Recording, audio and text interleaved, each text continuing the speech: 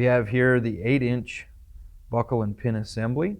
As you can see, it has several points of attachment, ranging from these shackle points, notched to accept the 18-ton twist lock shackle, as well as a smooth screw style pin shackle. Has the pin assembly to accept the strap, either an 8-inch or a 6-inch strap, giving the operator the option to hang multiple points of attachment, whether shackles or straps, in a vertical pull or a horizontal pull. Also, it can be used as a kingpin attachment, as shown here with the Recmaster lock.